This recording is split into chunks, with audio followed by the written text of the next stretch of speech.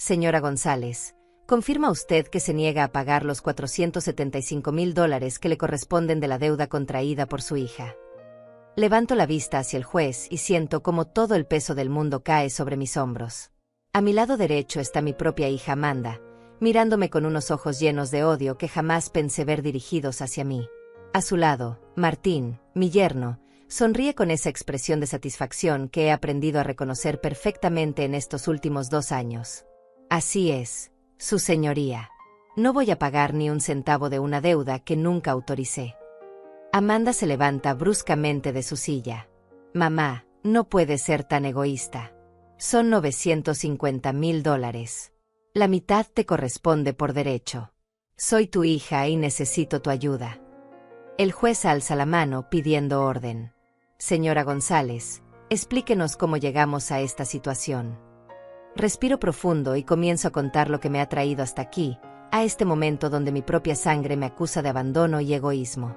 Todo comenzó hace 2 años, cuando mi esposo falleció y pensé que al menos tendría el consuelo de estar cerca de mi hija. ¡Qué equivocada estaba! Amanda había conocido a Martín 3 años antes de la muerte de mi esposo.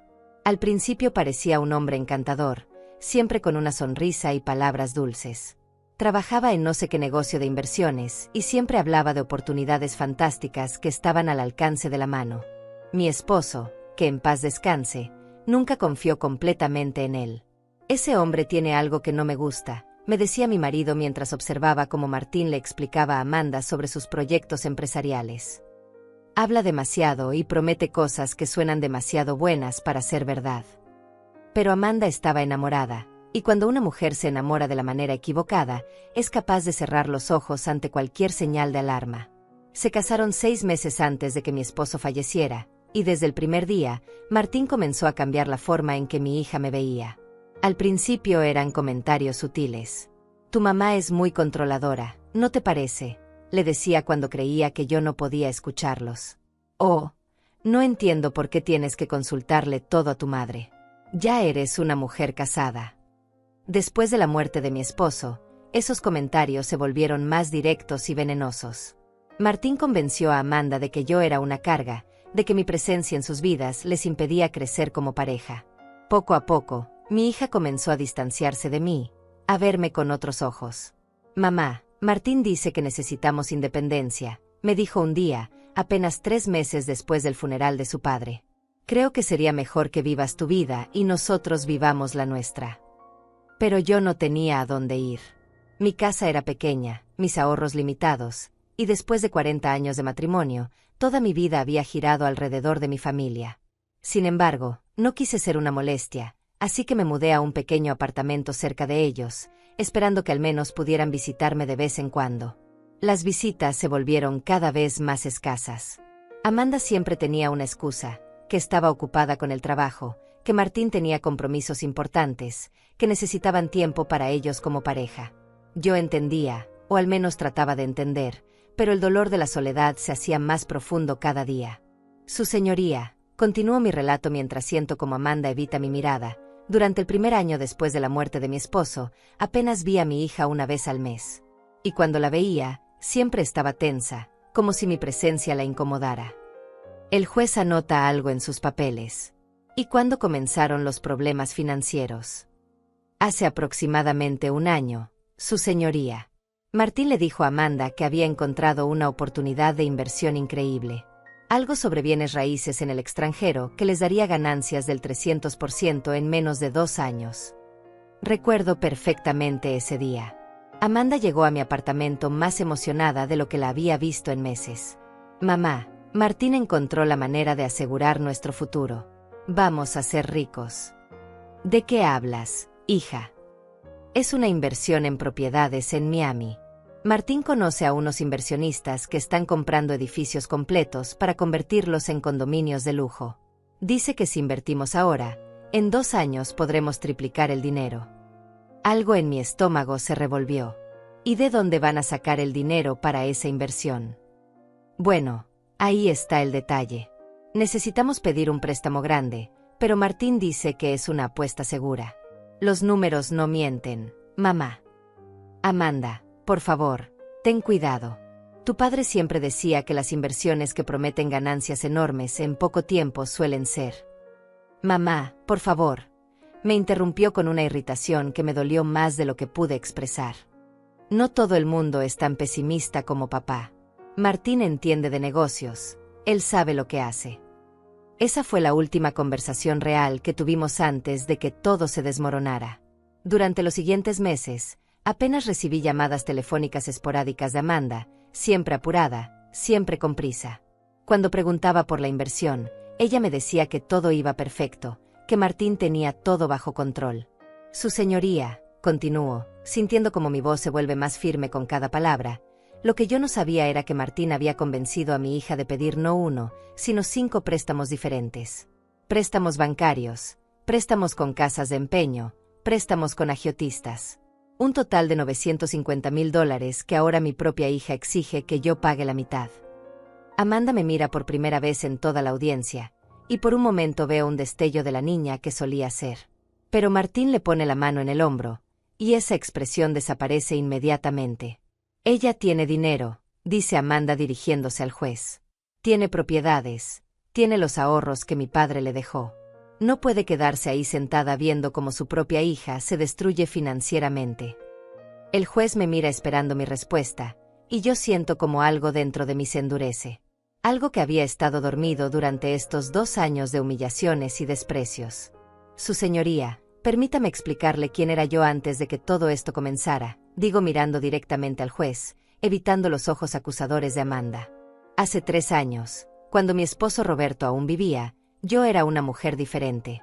Era la esposa devota, la madre protectora, la abuela que soñaba con nietos corriendo por mi casa los domingos. Roberto y yo habíamos construido una vida modesta, pero digna durante 40 años de matrimonio. Él trabajaba como supervisor en una fábrica de textiles, yo cuidaba la casa y criaba a Amanda. Nunca fuimos ricos, pero tampoco nos faltó nada importante. Teníamos nuestra pequeña casa con jardín, un auto que Roberto mantenía como si fuera nuevo, y suficientes ahorros para sentirnos seguros.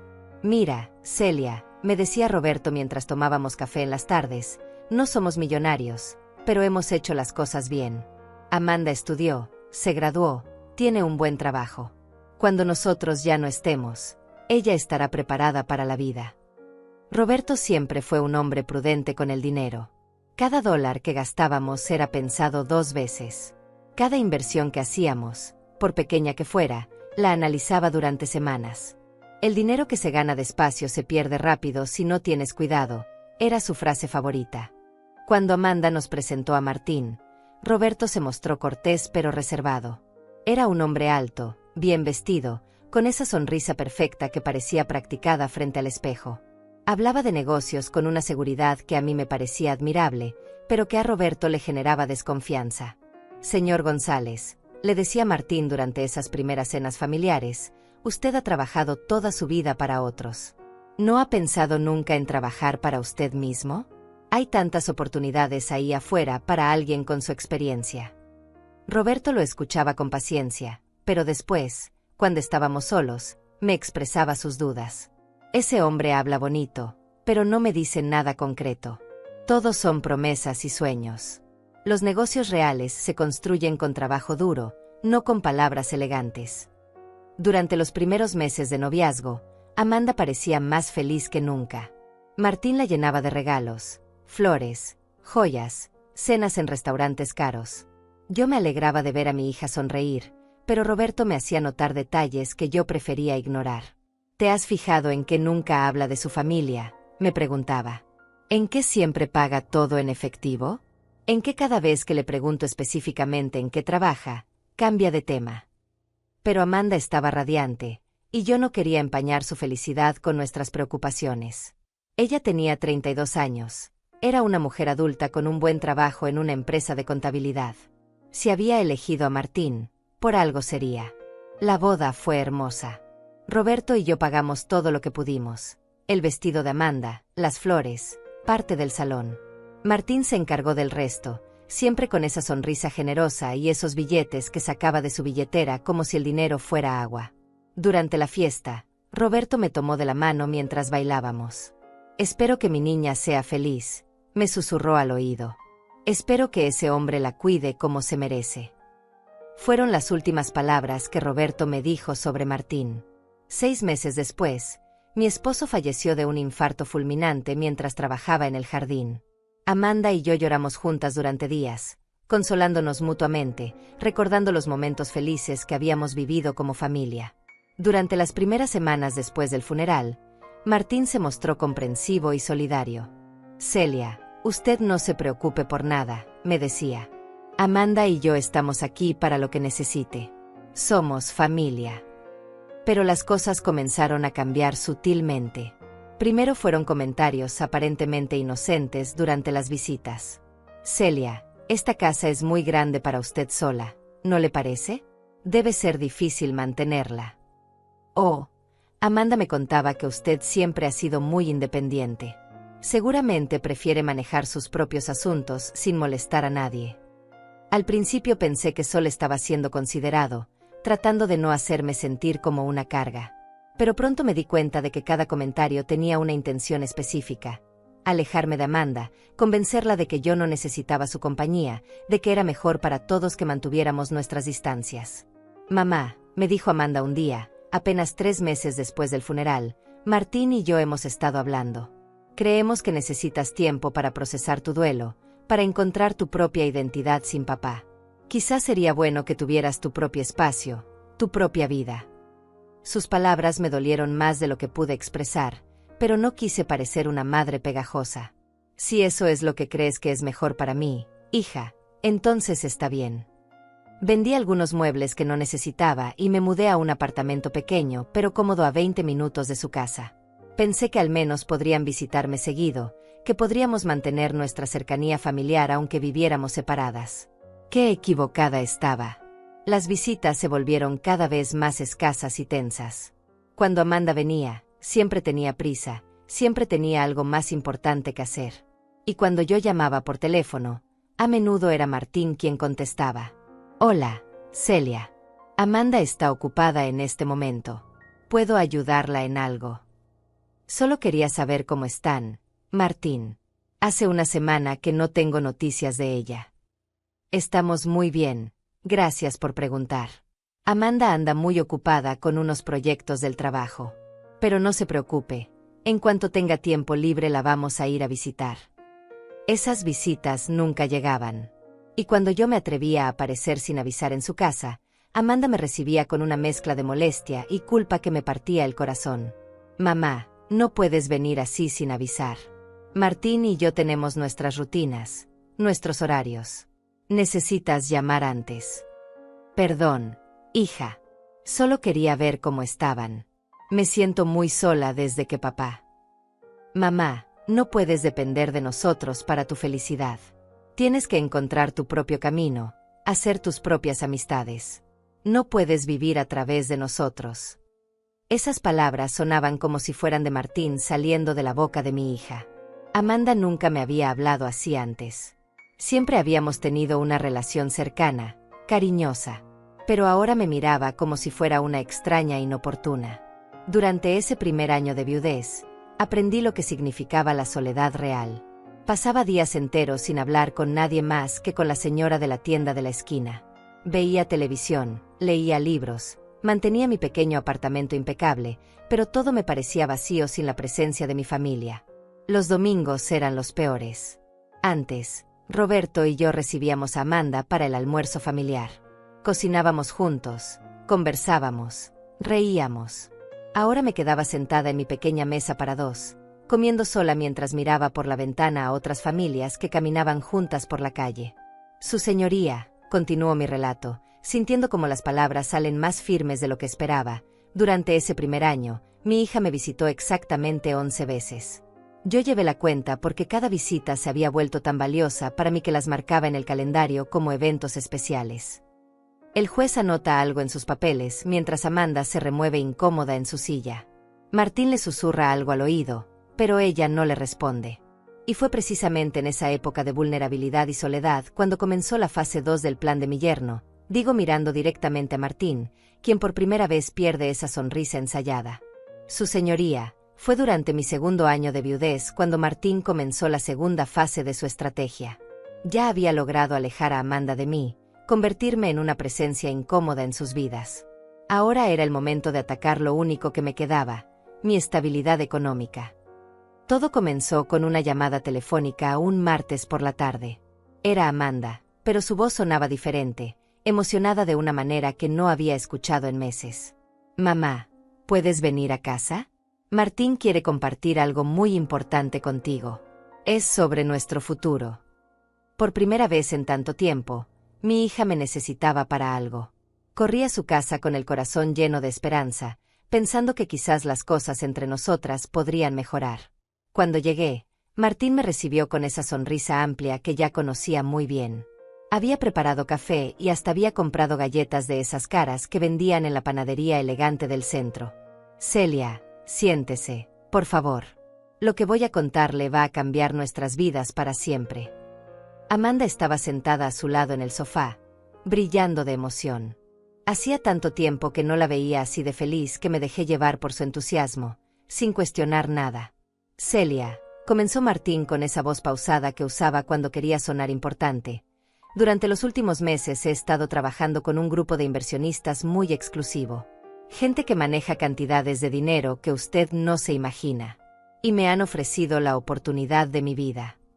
Sacó una carpeta llena de papeles con gráficos coloridos y números que no entendí. Todo se veía muy profesional, muy oficial. Se trata de bienes raíces en Miami, específicamente condominios de lujo frente al mar. El mercado está explotando, Celia. Los precios se han triplicado en los últimos 2 años, y según nuestros análisis, van a seguir subiendo. Amanda tomó mi mano con esa ternura que no sentía desde hacía tanto tiempo. «Mamá, imagínate. En 2 años podríamos tener suficiente dinero para no trabajar nunca más. Podríamos viajar, podríamos vivir sin preocupaciones». «Pero hija, ¿de dónde van a sacar el dinero para invertir en algo así? Esas propiedades deben costar una fortuna». Martín se inclinó hacia adelante con esa expresión seria que adoptaba cuando quería convencer a alguien. «Ahí está la genialidad del plan, Celia. No necesitamos tener todo el dinero de entrada. Los bancos están prestando dinero para inversiones inmobiliarias con intereses muy bajos. Es prácticamente dinero regalado». «¿Préstamos?», pregunté sintiendo un nudo en el estómago. «¿De cuánto dinero estamos hablando?». «Aproximadamente $500,000, respondió Martín como si fuera la cosa más natural del mundo. «Sé que suena como mucho dinero, pero en el mundo de las inversiones inmobiliarias, es una cantidad bastante conservadora». Amanda apretó más fuerte mi mano. «Mamá, Martín lo ha calculado todo. En 2 años, esos 500,000 se van a convertir en 1,5 millones. 1,5 millones, mamá. ¿Te das cuenta de lo que eso significa?». Durante las siguientes 2 horas, Martín me explicó su plan con lujo de detalles. Tenía respuestas para todas mis preguntas, números para justificar cada uno de sus argumentos. Hablaba de mercados emergentes, de tendencias demográficas, de oportunidades que solo se presentaban una vez en la vida. «Celia, yo entiendo que usted sea cautelosa. Roberto era un hombre muy prudente, y esa prudencia le sirvió bien durante muchos años. Pero estamos en una época diferente. Los que se quedan atrás para siempre». «Martín tiene razón, mamá», añadió Amanda. «Papá siempre fue muy conservador con el dinero, pero eso también nos limitó. Nunca pudimos hacer viajes grandes, nunca pudimos darnos lujos. Esta es nuestra oportunidad de vivir la vida que siempre soñamos». Algo en esas palabras me dolió profundamente. Roberto había trabajado toda su vida para darnos estabilidad y seguridad. Habíamos vivido con dignidad, sin lujos pero sin carencias. ¿Cuándo se había vuelto eso algo malo para Amanda? «Hija, tu padre nos dio una vida buena. Nunca nos faltó nada importante. Pero tampoco tuvimos nada extraordinario, mamá. Siempre vivimos contando centavos, siempre preocupándonos por el futuro. Martín me está ofreciendo la oportunidad de vivir sin esos miedos». Martín asintió con gravedad. «Exactamente, Amanda. Y Celia, yo no le estoy pidiendo que arriesgue sus ahorros. Este es nuestro proyecto, nuestra responsabilidad. Solo queríamos compartir nuestra emoción con usted, hacerla parte de nuestros sueños». Me fui de su casa esa noche sintiéndome confundida, pero también esperanzada. Por primera vez en meses, Amanda me había tratado con cariño, me había incluido en sus planes. Quizás las cosas entre nosotras podrían volver a ser como antes. Durante las siguientes semanas, las visitas de Amanda se volvieron más frecuentes. Venía a mi apartamento llena de entusiasmo, contándome sobre los avances del proyecto de Martín. Mamá, ya conseguimos la preaprobación del primer préstamo. $200,000 a una tasa de interés increíblemente baja. Martín dice que es casi como si el banco nos estuviera regalando el dinero. Y están seguros de que van a poder pagar esas cuotas mensuales. Mamá, no entiendes. Las propiedades se van a valorizar tan rápido que vamos a poder vender una de ellas al año y pagar toda la deuda de una vez. Es matemática pura. Cada visita traía noticias nuevas. Más préstamos aprobados, más propiedades identificadas, más ganancias proyectadas. Amanda parecía una persona completamente diferente, confiada, ambiciosa, llena de planes para el futuro. Martín dice que en 3 años vamos a poder comprarte una casa más grande. Mamá, con jardín, con vista al mar. Vas a poder vivir como una reina. Esas promesas me llenaban de una felicidad que no había sentido desde la muerte de Roberto. No tanto por las casas o el dinero, sino porque significaban que Amanda pensaba en mí, que yo seguía siendo parte importante de su vida. Pero algo en el fondo de mi corazón me inquietaba. La voz de Roberto resonaba en mi memoria. El dinero que se gana despacio se pierde rápido si no tienes cuidado. Sin embargo, cada vez que expresaba alguna preocupación, Amanda me tranquilizaba con esa nueva seguridad que había adquirido. Mamá, tienes que confiar en nosotros. Martín entiende de estos temas mucho más que papá. No todos pueden ver las oportunidades que están ahí, esperando a ser aprovechadas. Fue durante el 5.º mes de este proceso cuando Martín me hizo una propuesta que debería haber visto venir desde el principio. Celia, tengo una oportunidad adicional que podría ser perfecta para usted. Una inversión pequeña, de solo $100,000, que le podría generar ganancias extraordinarias. Estábamos en mi pequeña cocina, tomando el café que yo había preparado con tanto cuidado. Amanda me miraba con esos ojos esperanzados que me recordaban a la niña que había sido. No sé, Martín. $100,000 es mucho dinero para mí. Lo entiendo perfectamente, Celia. Pero piénselo de esta manera. Usted tiene esos ahorros guardados en el banco, ganando prácticamente nada de intereses. Mientras tanto, la inflación se come su valor año tras año. En 5 años más, esos 100,000 van a valer como 70,000 en términos reales. Mamá, intervino Amanda, es exactamente lo que Martín me explicó a mí. Mantener el dinero guardado sin hacer nada es la manera más segura de perderlo lentamente. Pero es el dinero que tu padre me dejó, hija. Es lo único que tengo para sentirme segura. Y por eso mismo debería hacerlo crecer, mamá. Papá hubiera querido que vivieras bien, sin preocupaciones económicas. Esta inversión te podría dar la libertad que te mereces. Martín desplegó nuevamente sus papeles llenos de números y gráficos. Todo se veía tan convincente, tan profesional. Y la mirada esperanzada de Amanda me derretía el corazón. Su señoría, continuó mi relato mientras siento como la sala del tribunal se ha vuelto completamente silenciosa, esa fue la primera vez que Martín me pidió dinero directamente. Y como una tonta enamorada de la felicidad de su hija, estuve a punto de decir que sí. Su señoría, esa noche me quedé despierta hasta muy tarde, pensando en la propuesta de Martín. $100,000 era exactamente la mitad de todos mis ahorros.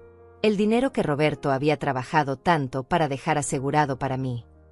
Me levanté varias veces durante la madrugada para revisar los papeles que Martín había dejado sobre mi mesa de cocina. Los números bailaban frente a mis ojos cansados, pero lo que más me perturbaba no eran las cifras, sino la voz de Roberto que parecía susurrarme al oído. Celia, si algo suena demasiado bueno para ser verdad, generalmente es porque no es verdad. A la mañana siguiente llamé a Amanda para decirle que necesitaba más tiempo para pensarlo. Su reacción me sorprendió y me dolió a la vez. Mamá, no puedes dejar pasar esta oportunidad por miedo. Martín dice que solo hay espacio para 5 inversionistas más, y si no decidimos pronto, van a darle tu lugar a otra persona. Hija, es mucho dinero. Necesito consultarlo con alguien, quizás hablar con el contador de tu papá. ¿Para qué quieres hablar con ese señor viejo? Él no entiende nada de inversiones modernas. Mamá, tienes que confiar en nosotros. Somos tu familia. Esa frase se quedó resonando en mi cabeza durante días. Somos tu familia. Como si la familia fuera una garantía automática de honestidad, como si el amor familiar fuera sinónimo de buenas decisiones financieras. Durante las siguientes 2 semanas, Amanda aumentó la presión de manera sutil pero constante. Me visitaba cada 2 días, siempre con noticias emocionantes sobre el progreso de sus inversiones. Mamá, imagínate, la primera propiedad que compramos ya subió de precio un 15% en solo 2 meses. Martín tenía razón sobre el mercado de Miami. ¿Ya la vendieron? No, todavía no es el momento. Martín dice que hay que esperar al momento perfecto para maximizar las ganancias.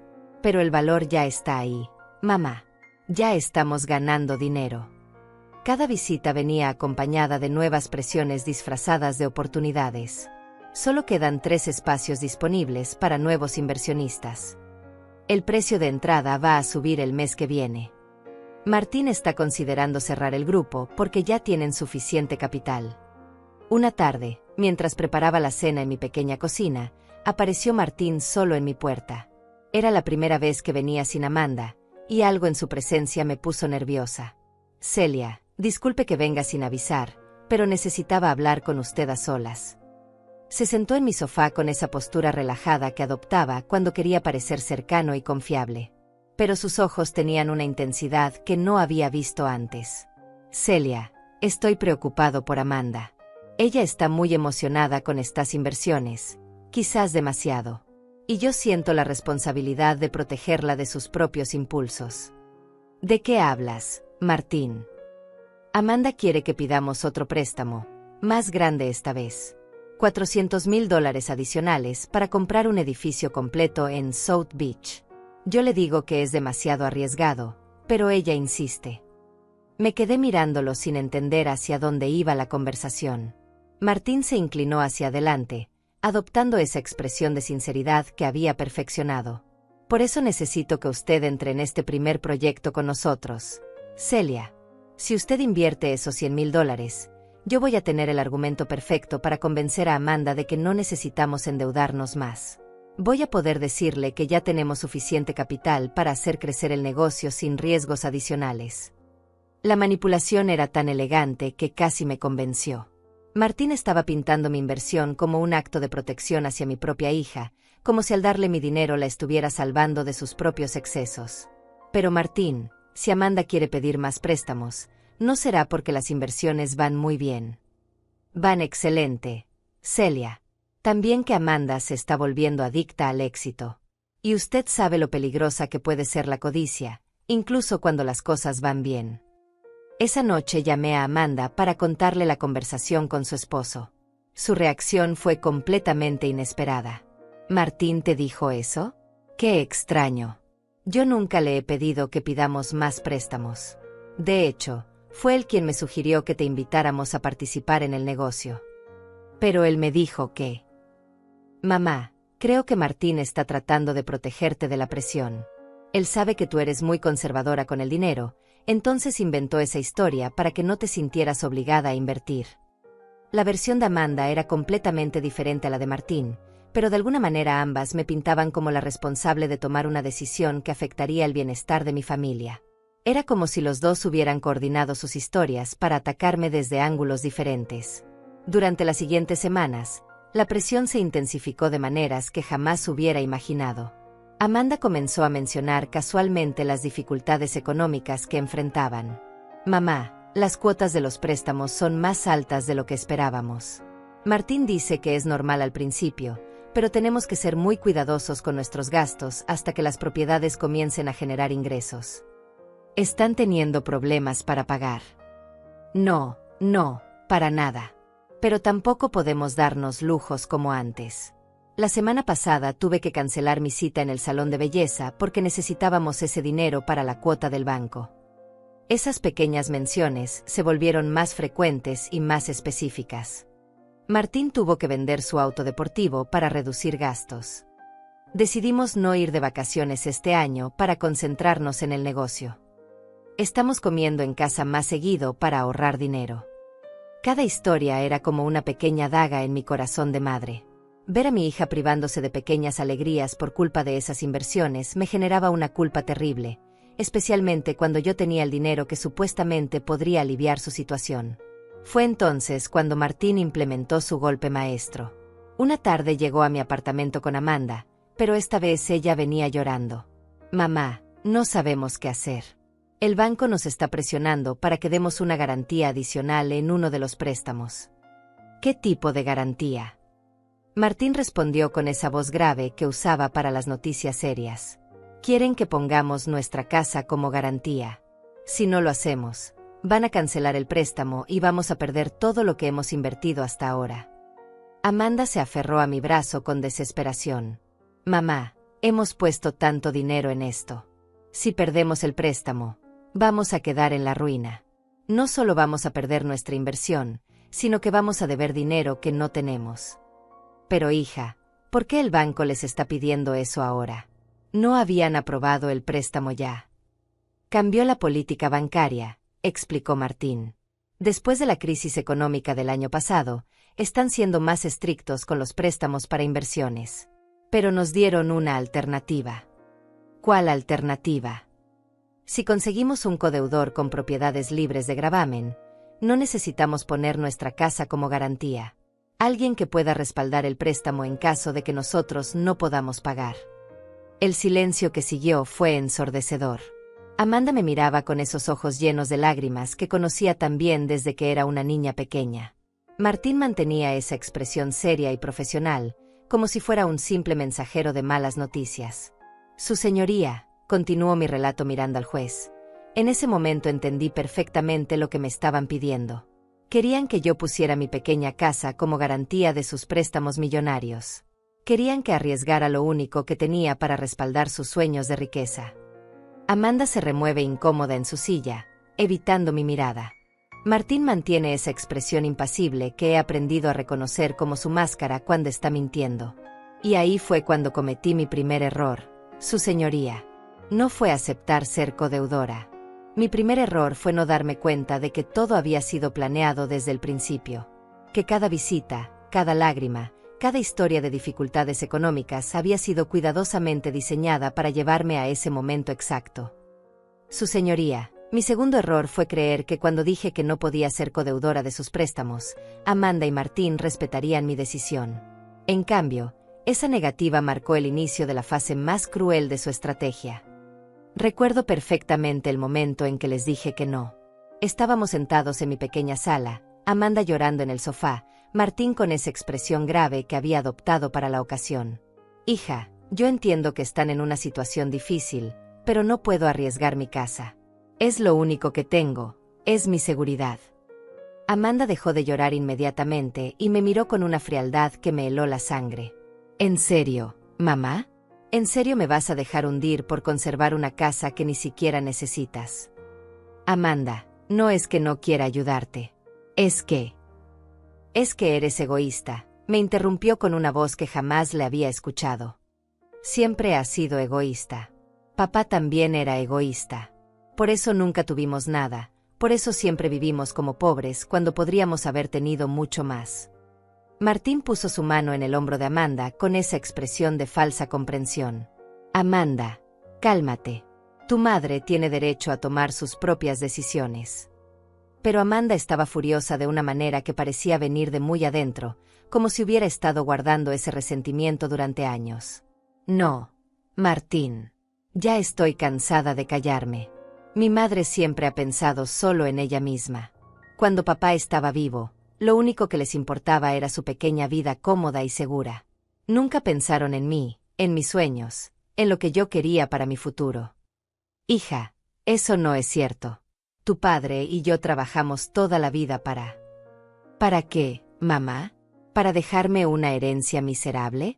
¿Para enseñarme a conformarme con menos de lo que merezco? Martín me ha abierto los ojos.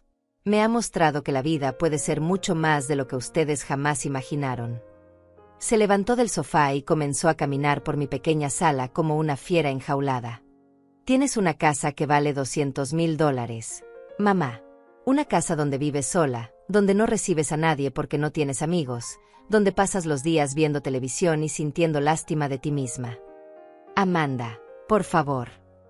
Y cuando tu propia hija te pide ayuda, cuando te ofrece la oportunidad de ser parte de algo grande, de asegurar nuestro futuro juntas, tú prefieres aferrarte a tus miedos como papá te enseñó. Martín se mantuvo en silencio durante toda la discusión, pero vi en sus ojos una satisfacción que me dio náuseas. Era como si estuviera disfrutando viendo cómo Amanda me atacaba con palabras que claramente él había puesto en su mente.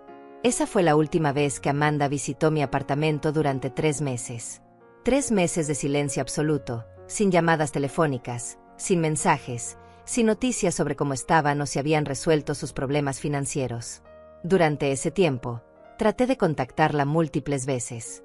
Llamaba a su casa y siempre contestaba Martín con esa voz fría y profesional. Hola, Celia. Amanda no puede hablar en este momento. Está muy ocupada tratando de resolver la situación financiera que usted decidió no ayudarnos a solucionar. Martín, por favor, solo quiero saber si están bien.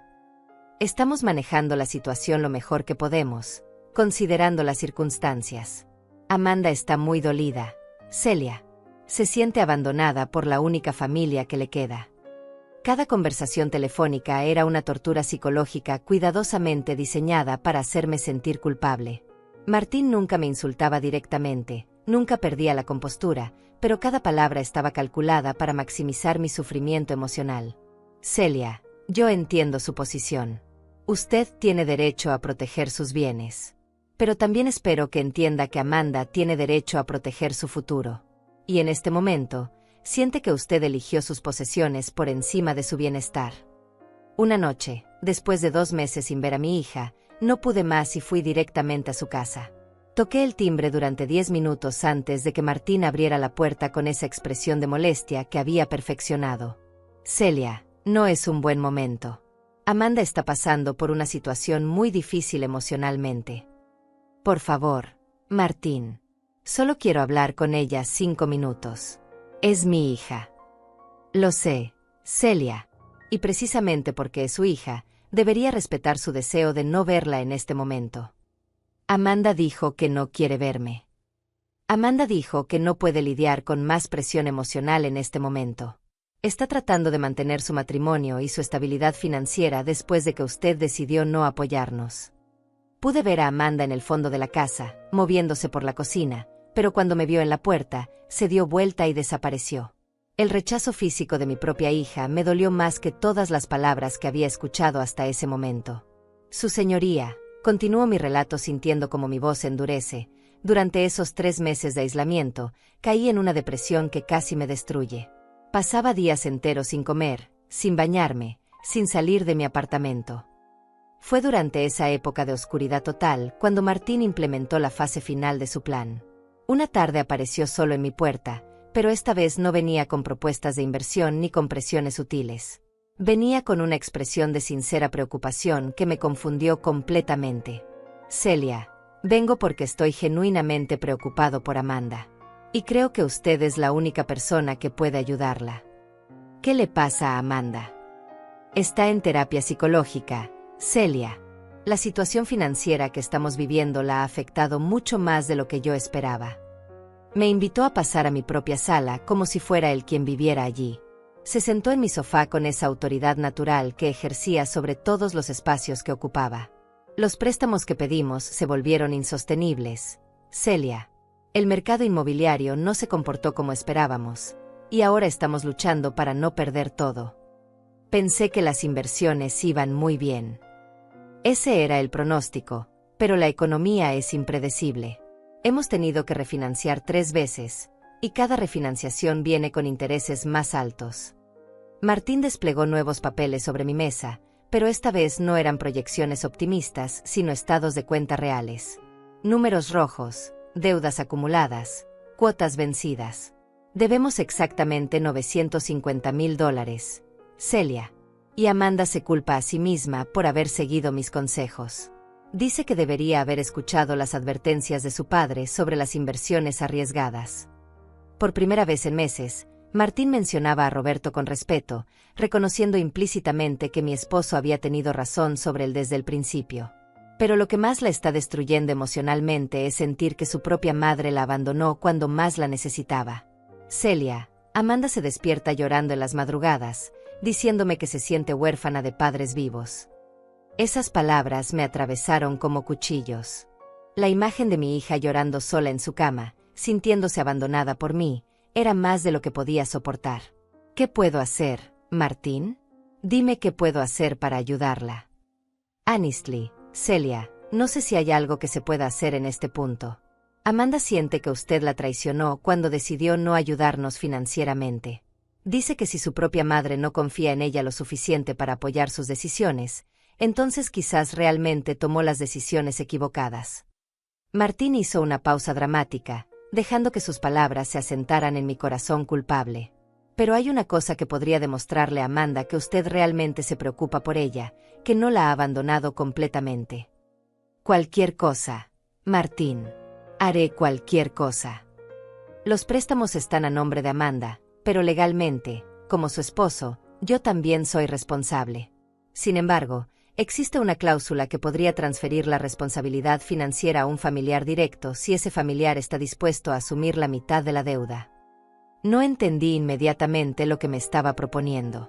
Martín lo explicó con esa paciencia condescendiente que usaba cuando quería que alguien tomara una decisión sin pensarla demasiado. Su señoría, concluyo esta parte de mi relato mirando directamente al juez. Ahí fue cuando Martín me explicó cómo podía demostrarle mi amor a Amanda asumiendo legalmente la responsabilidad de pagar $475,000. La mitad exacta de la deuda que hoy mi propia hija exige que yo pague. Su señoría, lo que Martín me propuso esa tarde sonaba como un acto de amor maternal, como la única manera de demostrarle a Amanda que yo no la había abandonado. Pero lo que no me dijo fue que firmar esos papeles me convertiría automáticamente en demandada por mi propia hija. Martín desplegó sobre mi mesa de cocina una serie de documentos legales que parecían muy oficiales. Todo estaba escrito en ese lenguaje jurídico que no entiendo, lleno de términos técnicos y cláusulas interminables. Celia, estos documentos simplemente establecen que usted está dispuesta a asumir la responsabilidad parental sobre las decisiones financieras de Amanda. Es como cuando ella era menor de edad y usted firmaba por sus préstamos estudiantiles. Pero Amanda ya es una mujer adulta. Martín, ¿por qué necesitaría que yo firme algo así? Porque psicológicamente, ella necesita saber que su madre está dispuesta a respaldarla incluso cuando toma decisiones que usted no entiende completamente. Es una cuestión emocional más que legal, Celia. Martín señaló varias líneas en los documentos con esa seguridad que había desarrollado para manejar situaciones complicadas. Vea, aquí dice claramente que es una responsabilidad solidaria, no exclusiva. Eso significa que Amanda sigue siendo la responsable principal, pero usted aparece como garante emocional. ¿Y eso qué significa exactamente? Significa que si algo llegara a pasarle a Amanda, usted tendría la autoridad legal para tomar decisiones sobre estos préstamos. Es más una protección para ella que una carga para usted. Todo sonaba razonable de la manera en que Martín lo explicaba. Como siempre, tenía respuestas convincentes para cada una de mis preguntas, argumentos lógicos para cada una de mis dudas. Pero ¿qué pasa si Amanda no puede pagar los préstamos? Celia, esa situación es prácticamente imposible. Amanda tiene un trabajo estable, yo tengo mis ingresos, y las propiedades eventualmente van a generar ganancias. Esto es solo un formalismo para darle tranquilidad emocional a su hija. ¿Y si por alguna razón ustedes no pueden pagar? En ese caso hipotético, los bancos irían primero contra las propiedades que compramos, después contra nuestros ingresos y bienes personales. Usted solo sería contactada en el caso extremadamente improbable de que nosotros desapareciéramos del planeta. Martín se rió de su propia broma, creando un ambiente de ligereza que me hizo sentir tonta por preocuparme tanto. Celia, piénselo de esta manera. ¿Cuáles son las probabilidades de que Amanda y yo muramos en un accidente y dejemos estos préstamos sin pagar? 1 en 1,000,000. Firmar esos documentos se sintió como un acto de fe en mi hija, como una manera de reconstruir el puente que se había roto entre nosotras durante esos meses terribles de silencio. Martín me aseguró que Amanda se pondría muy feliz cuando supiera que yo había decidido respaldarla. Ella va a llorar de alegría, Celia, Va a sentir que finalmente su madre confía en ella, que está dispuesta a apoyar sus decisiones aunque no las entienda completamente. Durante las siguientes 2 semanas, esperé ansiosamente que Amanda me llamara para agradecerme por haber firmado los documentos. Imaginaba que vendría a visitarme con lágrimas de felicidad, que finalmente podríamos reconciliarnos y volver a ser la familia unida que habíamos sido antes. Pero Amanda nunca llamó. Y cuando yo llamé a su casa, Martí me dijo que ella estaba muy ocupada con un proyecto importante en el trabajo y que me contactaría cuando tuviera tiempo. Recibió los documentos que firmé. Sí, Celia, los recibió. Y quiero que sepa que significa mucho para ella. Pero en este momento está tratando de concentrarse en generar más ingresos para pagar los préstamos más rápidamente. Pasaron otros 2 meses antes de que recibiera la primera llamada que me haría entender la verdadera naturaleza de lo que había firmado. Era un martes por la mañana cuando sonó mi teléfono. Señora Celia González. Sí, soy yo. Le habla Daniel Ruiz del Banco Internacional de Préstamos. Estamos contactándola porque aparece usted como codeudora solidaria en varios préstamos que están en mora. Mi corazón comenzó a latir tan fuerte que pensé que iba a desmayarme. ¿En mora? ¿Qué significa eso? Significa que los pagos mensuales no se han realizado durante los últimos 3 meses, señora González. La deuda acumulada, incluyendo intereses moratorios, es de $950,000. Pero debe haber un error. Yo solo firmé como garante emocional. La responsable principal es mi hija Amanda. Señora González, según los documentos que tenemos en nuestro archivo, usted aparece como codeudora solidaria. Eso significa que usted es igualmente responsable del pago de estos préstamos. Colgué el teléfono con las manos temblando y llamé inmediatamente a la casa de Amanda. Esta vez contestó ella misma, pero su voz sonaba fría y distante. Amanda, acabo de recibir una llamada del banco diciéndome que los préstamos están en mora. ¿Qué está pasando? Mamá, las cosas se complicaron más de lo que esperábamos. Las propiedades no se están vendiendo como Martín calculó, y no hemos podido hacer los pagos. Pero hija, ¿por qué no me dijeron nada? ¿Por qué me enteré por el banco? Porque sabíamos que te ibas a poner histérica, como siempre. Martín y yo estamos manejando la situación lo mejor que podemos. Amanda, el banco me dijo que yo soy codeudora solidaria. ¿Qué significa eso exactamente? Hubo un silencio largo antes de que Amanda respondiera, y cuando lo hizo, su voz tenía una dureza que me heló la sangre. Significa que eres tan responsable como nosotros de pagar esos préstamos. Mamá, significa que cuando firmaste esos papeles, aceptaste compartir nuestras deudas. Pero Martín me dijo que solo era un formalismo, que yo solo sería contactada si ustedes desaparecían. Bueno, pues Martín se equivocó. O quizás tú no entendiste bien lo que estabas firmando. La frialdad en la voz de mi hija me dolió más que la noticia de la deuda. Era como si estuviera hablando con una extraña, como si todos esos años de amor maternal no significaran nada para ella. Amanda, ¿qué vamos a hacer? Yo no tengo $950,000. Mamá, nadie te está pidiendo que pagues toda la deuda. Solo tu parte. Mi parte. La mitad. Mamá. $475,000. Es lo justo, considerando que somos codeudoras al 50%. Pero hija, yo no tengo esa cantidad de dinero. Mi casa vale $200,000, mis ahorros son otros $200,000. No llego ni a la mitad de lo que me pides. Entonces vas a tener que encontrar la manera de conseguir el resto, mamá. Porque yo no voy a cargar sola con una deuda que tú aceptaste compartir conmigo. Esa conversación telefónica marcó el final de cualquier ilusión que pudiera haber tenido sobre las verdaderas intenciones de Amanda y Martín. Ya no había pretensiones de amor familiar ni de reuniones emocionales. Era puramente un asunto de dinero.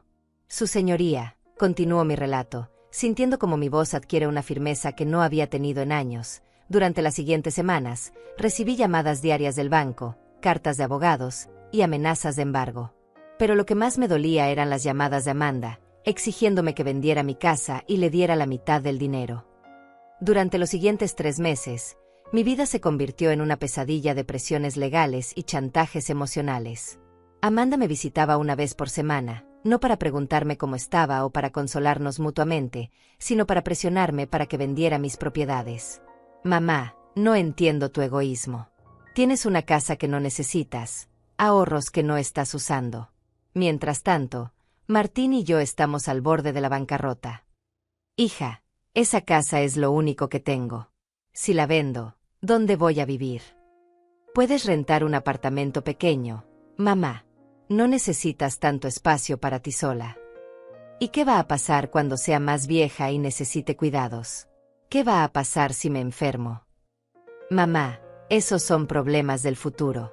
El problema de ahora es que debemos $950,000 y los bancos nos van a embargar todo si no pagamos. Cada conversación era igual.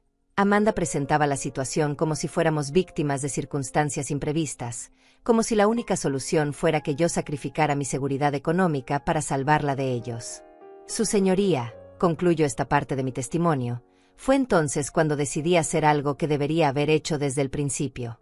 Contraté a mi propio abogado para que revisara los documentos que había firmado. Y lo que descubrió cambió todo. Su señoría, el abogado que contraté se llama Alberto Palacios, y es un hombre de 60 años que lleva toda la vida manejando casos de fraude familiar.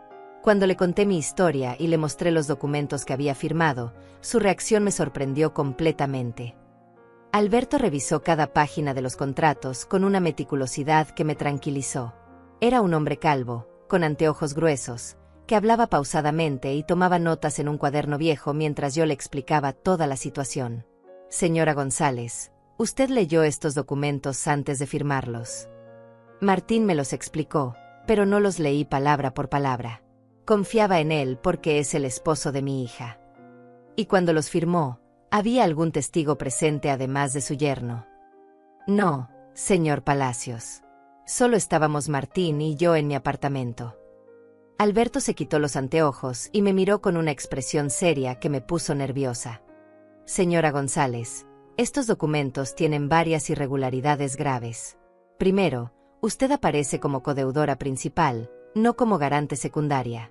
Segundo, su firma aparece en préstamos que fueron solicitados antes de que usted firmara estos papeles. ¿Qué significa eso? Significa que su yerno la está haciendo responsable de deudas que él y su hija contrajeron sin su conocimiento ni consentimiento. En términos legales, esto constituye falsificación de documentos y fraude. El corazón se me aceleró tanto que tuve que pedirle a Alberto que me trajera un vaso de agua. Durante todos esos meses de culpa y preocupación, había creído que realmente era responsable de esas deudas porque había firmado los documentos voluntariamente. Pero yo sí firmé los papeles, señor Palacios. Nadie me obligó. Señora González, firmar un documento bajo engaño constituye fraude. Su yerno le mintió sobre la naturaleza de lo que estaba firmando. Además, algunos de estos préstamos están fechados 6 meses antes de su firma. Alberto me mostró las fechas en los documentos originales del banco. Era cierto, varios préstamos habían sido solicitados mucho antes de que yo supiera siquiera que existían. ¿Cómo es posible que mi nombre aparezca en préstamos que se pidieron antes de que yo firmara? Porque su yerno agregó su nombre como codeudora después de obtener los préstamos, usando los documentos que usted firmó como justificación retroactiva. Es una práctica ilegal que desafortunadamente es más común de lo que la gente imagina. Durante las siguientes 2 semanas, Alberto investigó a fondo la situación financiera de Amanda y Martín. Lo que descubrió era peor de lo que yo había imaginado. Señora González, su yerno tiene un historial de estafas financieras. Ha usado el mismo esquema con al menos 3 familias diferentes en los últimos 5 años. ¿Qué tipo de esquema? Se casa con mujeres que tienen familias con dinero, las convence de pedir préstamos masivos prometiendo inversiones fantásticas, y después desaparece cuando las deudas se vuelven insostenibles. Alberto me mostró reportes de investigación que había solicitado a un detective privado. Martín había estado casado 2 veces antes, ambas veces con mujeres que habían terminado arruinadas financieramente después de seguir sus consejos de inversión. ¿Amanda sabe esto? Esa es la pregunta crucial, señora González.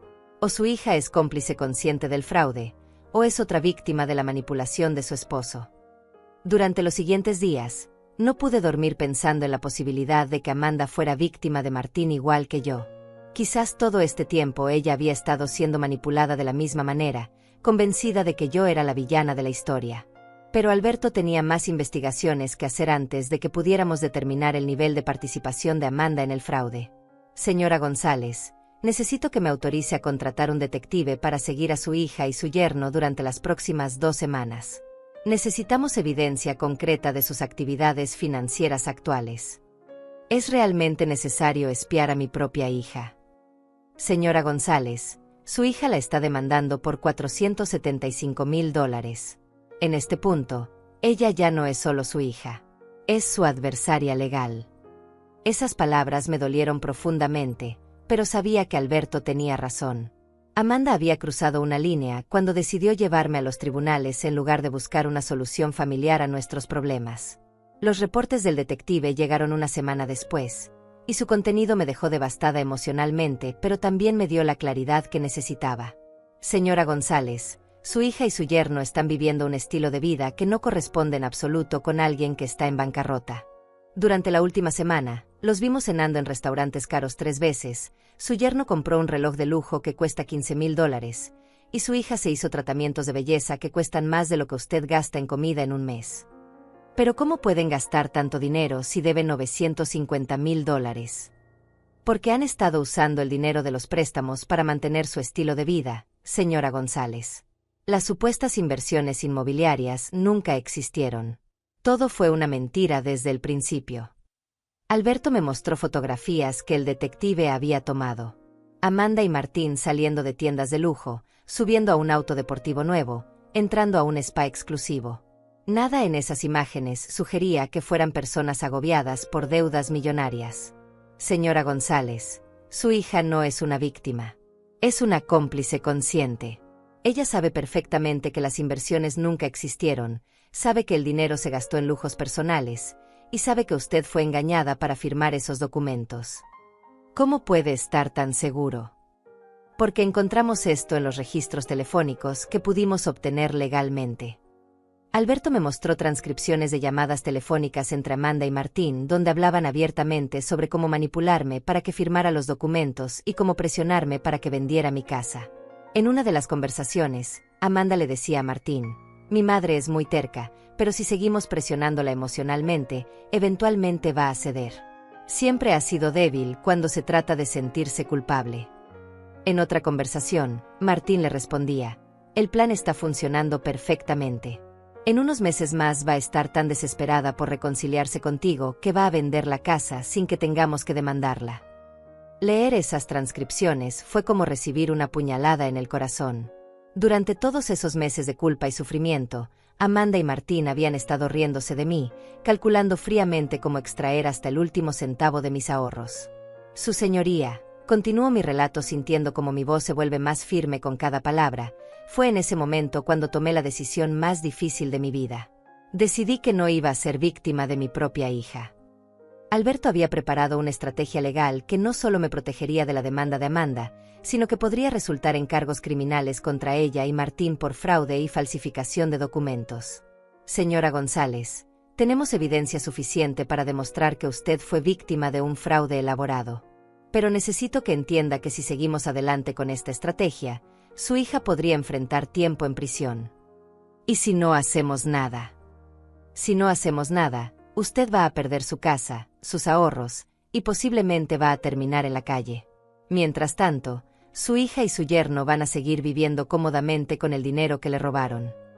La decisión más difícil de mi vida se había vuelto extrañamente simple. Amanda había elegido tratarme como a una enemiga en lugar de como a su madre. Ahora tendría que enfrentar las consecuencias de esa decisión. Señor Palacios, prepare todo lo que necesite. Vamos a defendernos. Su señoría, el día de hoy, cuando Amanda se levantó en este tribunal para exigirme $475,000, no tenía idea de que yo había estado preparándome durante meses para este momento exacto. Miro a mi abogado Alberto Palacios, quien está sentado a mi lado con una carpeta gruesa llena de evidencias que Amanda y Martín nunca imaginaron que existían. Durante los últimos 3 meses, hemos construido un caso que no solo me protege de sus demandas fraudulentas, sino que expone completamente la red de mentiras que han tejido alrededor de mi vida. Señora González, dice el juez, Proceda a presentar su defensa. Alberto se levanta con esa calma profesional que me ha tranquilizado durante todas estas semanas de preparación. Su señoría, mi clienta no solo niega cualquier responsabilidad sobre esta deuda, sino que presenta evidencia de que ha sido víctima de un fraude elaborado perpetrado por su propia hija y su yerno. Amanda se vuelve hacia Martín con una expresión de pánico que nunca le había visto antes. Por primera vez en todo este proceso, parece haber entendido que este juicio no va a desarrollarse como ella esperaba. Su señoría, continúa Alberto, la señora González fue engañada para firmar documentos bajo falsas pretensiones. Se le dijo que estaba firmando un respaldo emocional para su hija, cuando en realidad estaba siendo agregada retroactivamente como codeudora en préstamos que ya existían. El juez se inclina hacia adelante con interés evidente. ¿Tiene evidencia de esas afirmaciones, señor Palacios? Tengo evidencia abundante, su señoría. Alberto despliega sobre la mesa del tribunal una serie de documentos que han sido organizados meticulosamente durante semanas. Primero, tenemos los contratos originales de los préstamos, donde se puede ver claramente que fueron solicitados entre enero y marzo del año pasado. Después tenemos los documentos que firmó mi clienta en agosto, 5 meses después de que los préstamos ya habían sido otorgados. El abogado de Amanda se levanta nerviosamente. Su señoría, eso no demuestra fraude. Es posible que los documentos hayan sido enmendados posteriormente por razones legítimas. Su señoría, responde Alberto con una sonrisa que me tranquiliza, esa objeción nos lleva directamente a nuestra segunda pieza de evidencia. Tenemos grabaciones telefónicas donde la demandante y su esposo discuten explícitamente cómo engañar a mi clienta para que firme estos documentos. El silencio que sigue es ensordecedor. Amanda se ha puesto pálida y está mirando a Martín con una desesperación que me da lástima, a pesar de todo lo que me ha hecho. Su señoría, dice Alberto mientras entrega una transcripción al juez. En esta conversación telefónica del 15 de septiembre, la demandante le dice textualmente a su esposo: mi madre es muy terca, pero si seguimos presionándola emocionalmente, eventualmente va a ceder. Siempre ha sido débil cuando se trata de sentirse culpable. El juez lee la transcripción en silencio mientras Amanda comienza a llorar. Pero ya no son las lágrimas manipuladoras que había visto tantas veces en mi apartamento. Son lágrimas de pánico puro. Además, su señoría, continúa Alberto, tenemos evidencia fotográfica de que los demandantes han estado viviendo un estilo de vida de lujo durante el periodo en que afirman estar en bancarrota. Las fotografías que el detective tomó se despliegan como un mural de traición ante mis ojos. Amanda y Martín en restaurantes caros, comprando joyas, viajando en aviones de primera clase. Cada imagen es una puñalada en mi corazón maternal, pero también una validación de que tomé la decisión correcta al defenderme. Su señoría, Alberto señala una fotografía específica. Esta imagen fue tomada la semana pasada, 3 días antes de que presentaran esta demanda contra mi clienta. Aquí vemos al señor Salazar comprando un reloj que cuesta $15,000, mientras simultáneamente afirma estar en bancarrota. El abogado de Amanda intenta una defensa desesperada. Su señoría, el estilo de vida de mis clientes no es relevante para el caso de los préstamos. Al contrario, interrumpe Alberto, es completamente relevante porque demuestra que nunca hubo una crisis financiera real. Los préstamos fueron solicitados con la intención específica de financiar un estilo de vida lujoso, no para inversiones inmobiliarias como se le dijo a mi clienta. Su señoría, continuó yo tomando la palabra, durante meses creí que mi hija estaba desesperada, que necesitaba mi ayuda para salir de una situación financiera terrible. Vendí muebles que tenían valor sentimental, dejé de comprar medicinas que necesitaba, viví con ansiedad constante pensando que mi única hija estaba sufriendo. Amanda me mira con esos ojos llenos de lágrimas, pero ya no puedo sentir compasión por ella. Ha cruzado demasiadas líneas, ha causado demasiado daño. Mientras yo me privaba de lo esencial por preocuparme por ella, Amanda estaba gastando miles de dólares en tratamientos de belleza y cenas en restaurantes que cuestan más de lo que yo gasto en comida durante un mes completo. Su señoría, Alberto entrega otro documento al juez. También tenemos evidencia de que esta no es la primera vez que el señor Salazar perpetra este tipo de fraude.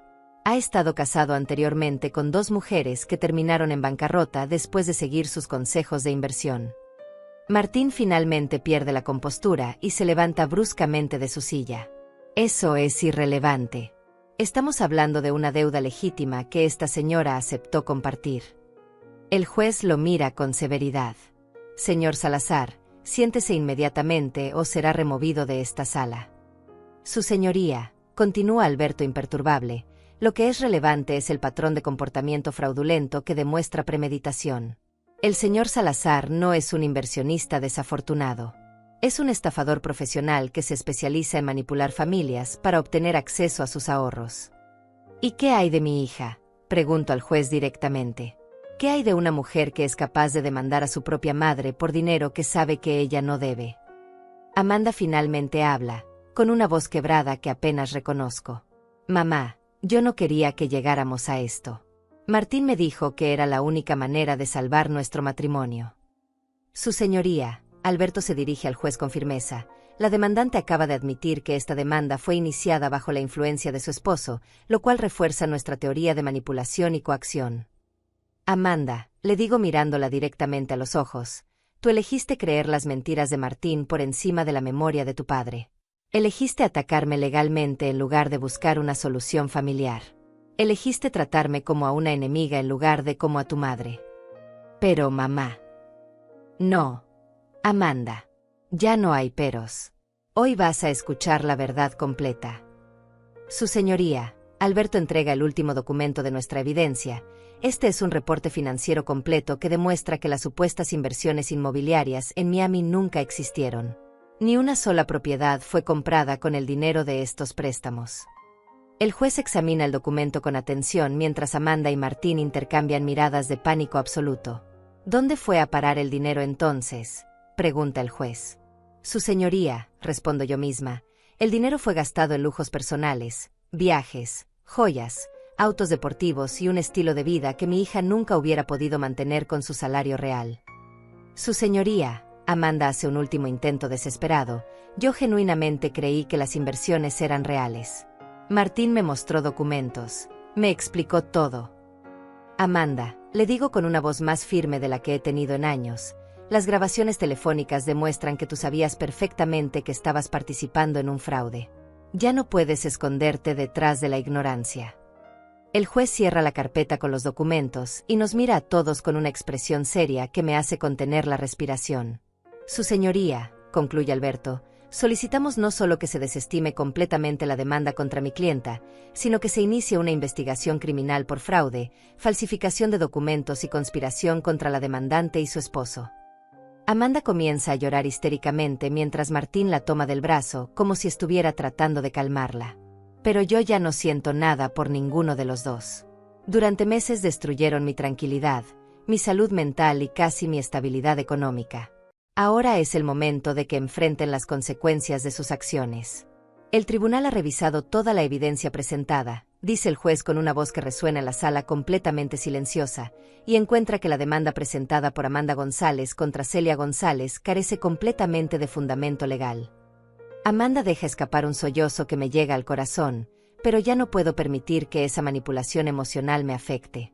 Durante demasiado tiempo permití que mis sentimientos maternales nublaran mi juicio sobre sus verdaderas intenciones. Más aún, continúa el juez, este tribunal encuentra evidencia suficiente de fraude, falsificación de documentos y conspiración para ordenar una investigación criminal inmediata contra Amanda González y Martín Salazar. Martín se levanta bruscamente de su silla con una expresión de pánico que confirma todo lo que habíamos sospechado. Su señoría, esto es un malentendido. Puedo explicar. Señor Salazar, ya ha tenido múltiples oportunidades de explicar sus acciones durante este proceso. El momento para explicaciones ha pasado. El juez se dirige ahora directamente hacia mí. Señora González, este tribunal reconoce que usted ha sido víctima de un fraude elaborado perpetrado por personas en quienes confiaba implícitamente. Los documentos que firmó bajo engaño son declarados nulos e inválidos. Siento como si un peso de $950,000 hubiera sido removido de mis hombros. Durante meses viví con el terror de perder mi casa, mis ahorros, mi seguridad. Ahora, finalmente, puedo respirar tranquila. Además, continúa el juez, este tribunal ordena que todos los bienes adquiridos por los demandados con el dinero de los préstamos fraudulentos sean embargados inmediatamente para comenzar el proceso de restitución a los bancos afectados. Amanda me mira con una desesperación que me resulta extraña. Durante todo este tiempo, había creído que conocía a mi hija, que entendía sus motivaciones. Pero la mujer que tengo frente a mí es una extraña que eligió el dinero por encima del amor familiar. Mamá, me dice con una voz quebrada, por favor, ayúdame. No sabía que iba a llegar tan lejos. Amanda, le respondo con una calma que me sorprende a mí misma, tú sabías exactamente hasta dónde estabas dispuesta a llegar. Las grabaciones telefónicas lo demuestran claramente. Martín la toma del brazo tratando de sacarla de la sala, pero ella se resiste. Mamá, por favor, perdóname. Martín me convenció, me manipuló. Amanda, durante 9 meses tuviste múltiples oportunidades de decirme la verdad. Cada vez que venías a mi apartamento llorando, cada vez que me hablabas de sus dificultades financieras, cada vez que me pedías dinero sabiendo que era una mentira. Pero mamá. No. Amanda. Ya no hay peros. Tú elegiste este camino cuando decidiste demandarme en lugar de confesar la verdad. El alguacil se acerca para escoltar a Amanda y Martín fuera de la sala mientras se procesa la orden de arresto. Amanda se vuelve una última vez hacia mí con esos ojos llenos de lágrimas que una vez fueron mi debilidad. Mamá, ¿vas a poder perdonarme algún día? La pregunta me atraviesa como una lanza, pero mi respuesta sale con una firmeza que no había sentido en años. Amanda, el perdón es algo que se puede dar. Pero la confianza, una vez rota de esta manera, es algo que quizás nunca se pueda recuperar. Veo como la comprensión final llega a sus ojos. No es solo que va a enfrentar consecuencias legales por sus acciones. Es que ha perdido para siempre a la única familia que realmente tenía. Cuando la sala se vacía, me quedo sentada unos minutos más, procesando todo lo que ha pasado. Alberto me pone la mano en el hombro con esa gentileza paternal que me ha sostenido durante estos meses difíciles. Señora González, ¿cómo se siente? Me siento libre, señor Palacios. Por primera vez en 2 años, me siento completamente libre. Camino hacia la salida del tribunal con pasos firmes, sabiendo que afuera me espera una vida diferente. Ya no soy la viuda vulnerable que se dejaba manipular por amor maternal. Soy una mujer de 67 años que ha aprendido que el amor verdadero a veces requiere límites duros. En la calle, respiro el aire fresco y siento como si estuviera viendo el mundo con ojos nuevos. Durante demasiado tiempo permití que la muerte de Roberto me convirtiera en una persona diminuida, dependiente de las migajas de afecto que Amanda me daba cuando le convenía. Pero Roberto no me habría querido así. Él me habría querido fuerte, independiente, capaz de defenderme cuando fuera necesario. Y hoy, finalmente, honré su memoria de la manera correcta. Camino hacia mi pequeño apartamento sabiendo que, aunque es modesto, es completamente mío. Mis $200,000 en ahorros siguen intactos. Mi casa sigue siendo mi refugio. Y mi dignidad, que había estado en peligro durante tanto tiempo, ha sido completamente restaurada. Esta noche voy a cocinar una cena especial para celebrar. Voy a brindar con una copa del vino que Roberto y yo guardábamos para ocasiones especiales. Y mañana voy a comenzar a construir una nueva vida, una donde nadie puede manipularme con culpa o chantaje emocional. Amanda eligió el dinero por encima del amor. Martín eligió la estafa por encima de la honestidad. Yo elegí la verdad por encima de la comodidad familiar. Y por primera vez en mucho tiempo, estoy completamente en paz con mis decisiones. 3 meses después, recibí una carta de Amanda desde la prisión donde está esperando su juicio. Me pedía que la visitara, que le diera una oportunidad de explicarse. Guardé la carta en un cajón sin abrirla completamente. Quizás algún día estaré lista para esa conversación.